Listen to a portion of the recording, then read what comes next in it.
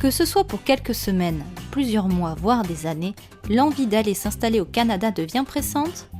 Pas si vite. Obtenir un visa est en effet la condition sine qua non qui vous permettra de concrétiser votre projet. Touriste, étudiant, visiteur d'affaires, en permis vacances-travail, plus communément appelé PVT, ou encore créateur d'entreprise et investisseur, selon votre statut, la nature du précieux document diffère.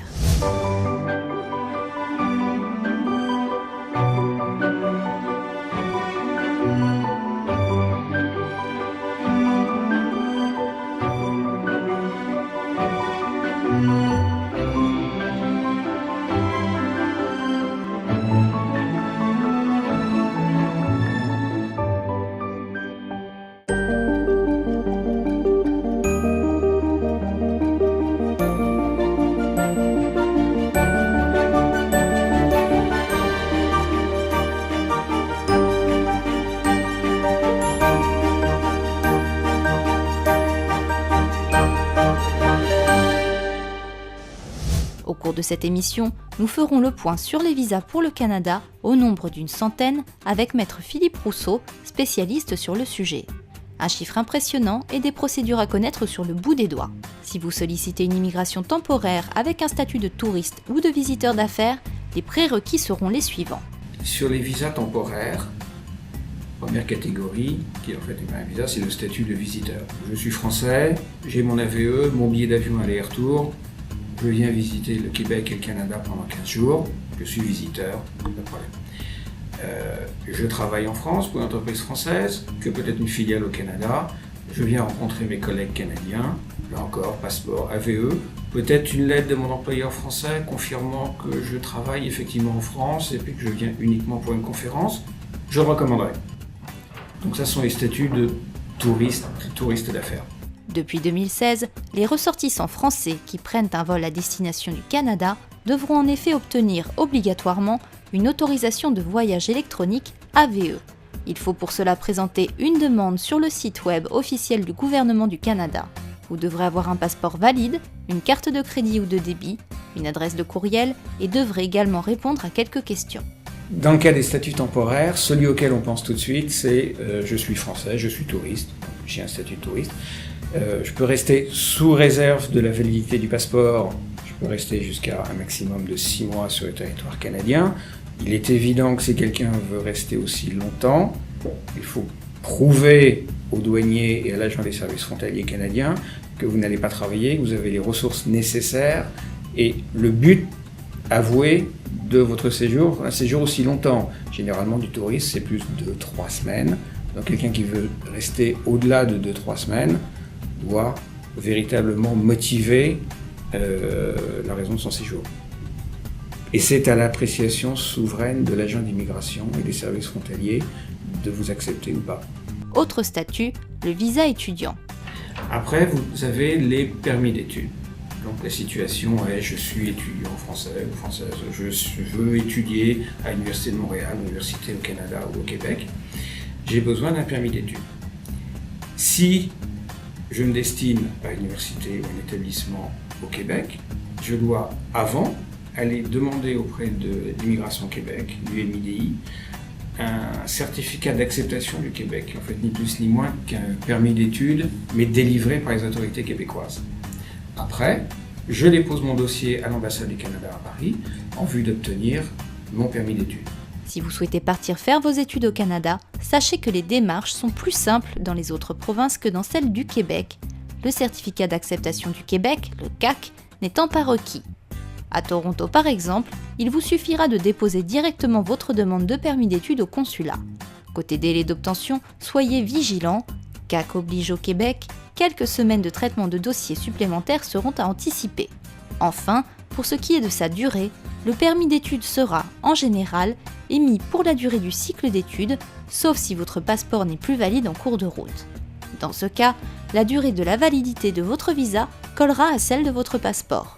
Un conseil à suivre donc, arrivez au Canada avec un passeport tout neuf. Autre possibilité dédiée aux jeunes qui souhaitent partir au Canada, le permis vacances-travail, le PVT. Ce sont des accords entre le Canada et différents pays. Il y a un accord entre le Canada et la France. qui s'appelle l'expérience internationale Canada et qui couvre 3 types de permis de travail. Le fameux PVT qui est ouvert, c'est-à-dire qui peut permettre de travailler pour l'employeur de son choix au travers du Canada. À l'origine créé pour permettre à des jeunes Français de découvrir le Canada tout en travaillant un petit peu pour subvenir à leurs besoins.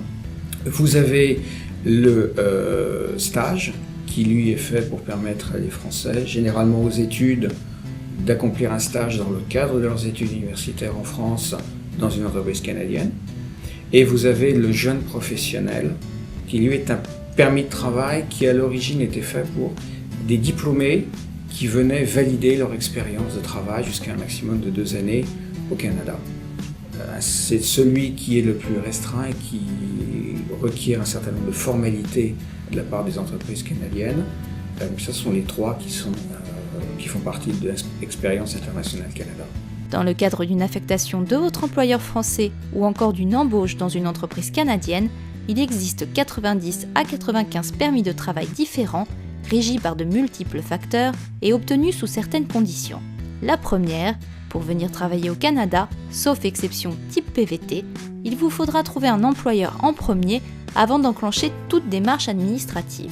Là encore, si vous êtes au Québec, il faut obtenir un certificat d'acceptation du Québec. Donc, en parallèle à votre demande fédérale, vous avez 2 demandes à déposer. Ça s'appelle l'étude d'impact sur le marché du travail. Une fois que vous avez l'autorisation des autorités provinciales et fédérales, là, à ce moment-là, le citoyen français prend ses affaires, son dossier et se verra émettre son permis de travail à l'aéroport de Montréal en arrivant. Pas besoin de passer par un consulat, par le consulat du Canada à Paris, pas nécessaire. Pour les Français, bien évidemment. Entre l'embauche, l'obtention d'un visa et l'arrivée, comptez 3 bons mois avant d'être en mesure de débarquer sur le territoire canadien. D'une province à l'autre, les délais sont sensiblement les mêmes. Bon à savoir, les salariés exerçant l'une des 40 professions plébiscitées de l'étranger, ingénierie, technologie de l'information, domaine médical par exemple, par le gouvernement du Québec, verront les délais de traitement de leurs demandes réduits à 5 semaines minimum et la procédure simplifiée. L'une des raisons, l'effort de recrutement des employeurs québécois, d'une durée d'1 mois, exigé par le gouvernement et qui vise à privilégier l'embauche des locaux n'est pas requise. Pour les frais, comptez environ 1 500 $.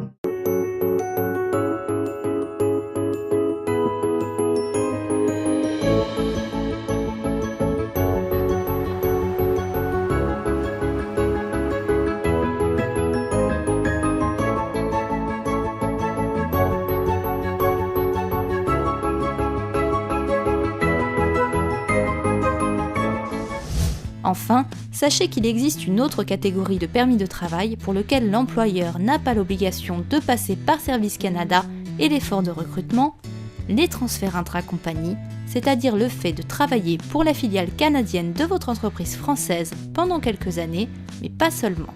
Pour des gens qui amènent un avantage significatif pour le Canada, donc par exemple un scientifique qui est détenteur d'un brevet, qui veut être embauché ou qui va être embauché par une entreprise canadienne, on peut démontrer que cette personne va apporter un avantage net pour l'entreprise canadienne qui justifie de ne pas avoir à chercher si un Canadien est disponible pour cet emploi. Si votre objectif est d'obtenir un visa permanent vous permettant de rester sur le territoire canadien toute votre vie, il vous faudra choisir votre province d'adoption dans un premier temps. D'une région à l'autre, les procédures sont spécifiques.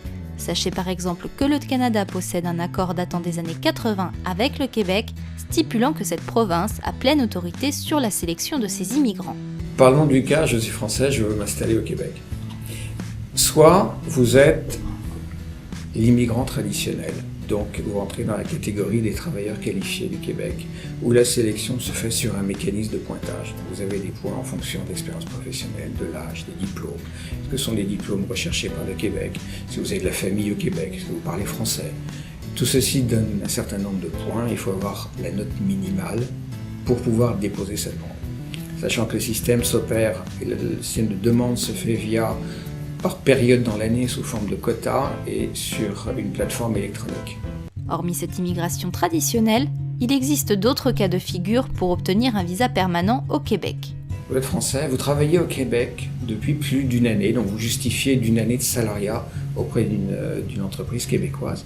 Et là, vous avez l'autoroute du Sud, la voie rapide, qui est le programme de l'expérience québécoise, qui vous permet d'avoir un certificat de sélection à l'intérieur de 4 à 5 semaines. Parce que vous êtes francophone et vous avez déjà une expérience de travail au Québec et donc vous êtes intégré dans la société québécoise.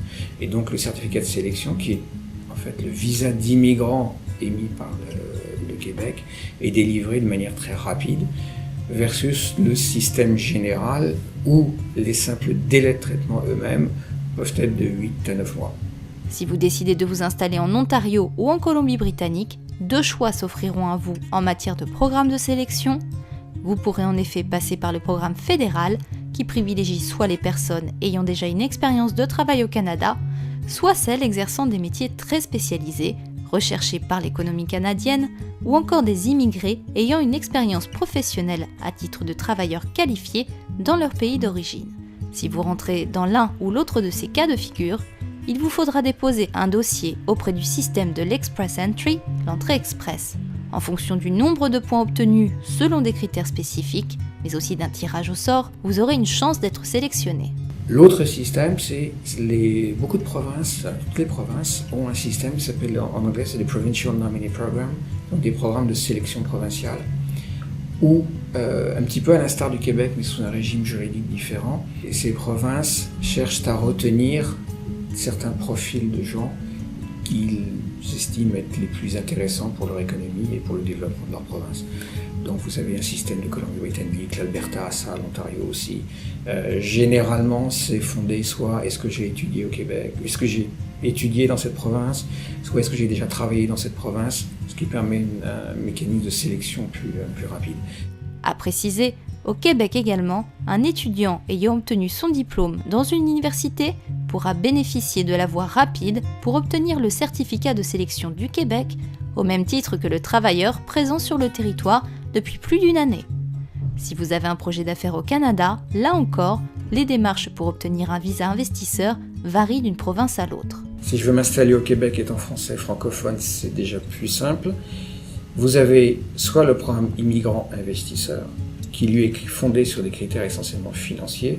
Est-ce que vous avez 1,6 million de dollars canadiens en actifs nets et vous êtes prêt à prêter 800 000 $ au gouvernement du Québec? Les autres provinces, telles que la Colombie-Britannique, possèdent également leur programme investisseur avec pour base quelques centaines de milliers de dollars, mais également des projets d'investissement et de rachat d'entreprises au sein de la province. Pour en savoir plus, regardez notre émission consacrée à l'implantation, partie 1. Du côté des entrepreneurs, obtenir un visa ne sera pas nécessairement facile, sauf si vous possédez déjà une entreprise en France. J'ai ma PME en France, le Canada fait partie de mon plan de développement, et dans ces cas-là, je crée une filiale au Canada, au Québec ou dans une autre province, et je peux bénéficier des dispositions des lois fédérales, qui s'appelle le transfert intra-compagnie, ce qui me permet d'obtenir un permis de travail d'une durée d'1 année, la première année, sur la base de mon plan d'affaires.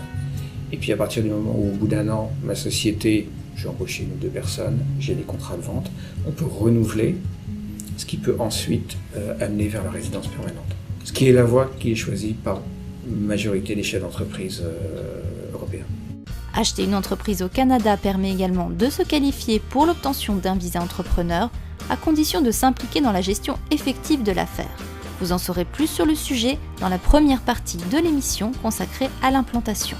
En conclusion, nous ne vous conseillerons jamais assez de faire appel à un avocat spécialiste afin que ce dernier étaye votre profil juridique et suive les avancées de vos démarches.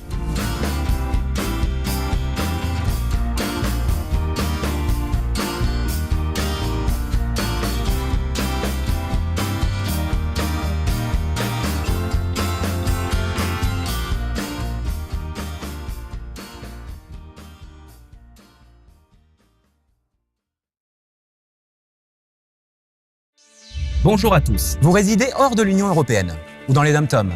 Alors découvrez l'expérience Renault Eurodrive de transit temporaire. Vous savez, les plaques rouges. Pour commander et réserver votre véhicule, 2 possibilités s'offrent à vous. Vous pouvez le commander auprès d'un agent local ou le réserver en ligne sur notre site internet. Avec Renault Eurodrive, vous bénéficiez de la gamme la plus large et la mieux équipée du marché. Voilà, Renault Eurodrive, c'est une voiture neuve hors taxe, un service premium tout compris et des équipes dédiées qui mettent tout en œuvre pour que vous profitiez au maximum de votre voyage. Renault Eurodrive, c'est vraiment l'Europe en toute sérénité.